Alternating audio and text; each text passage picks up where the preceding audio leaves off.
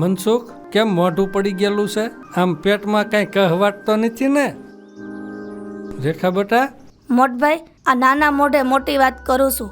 હવે અમને નોખા કરી દ્યો, એટલે હવના રોટલા નોખા સુલે ઘડી ખાઈ. રેખા, તારાથી મારો ઠપકો સહન ન થયો?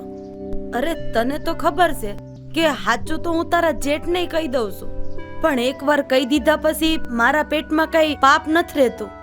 જો સંદુડાઈન બા, જેમ ખેતરમાં શેઢા મોસમ આવે ને એમ હગપણમાં શેઢા મોસમ આવે.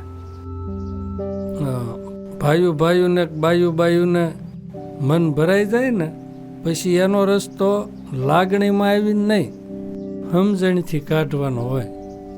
અને આ હગપણમાં નાનો એવો ઘસરકો પડે ને એ પહેલાં એનો ઈલાજ કરી લેવો સારો, નકર પછી હગપણમાંય ઘા ઊંડા પડે અને હળો એમાં મોટો પડે. અને આ રેખા બટાની વાત મૂળ ખોટી નથી અને સમજણથી મોટી કોઈ મૂડી નથી. આપણે વેચીને વેચવાનું છે શું? આ બાપ દાદાની સંપત્તિ, ઘર ખોડા ને ખેતર, કાંઈ બાપ દાદાના સંસ્કાર ને ઘરની આબરૂ થોડી આપણે વેચવાની છે. એટલે આપણે નોખા કરી દઈએ.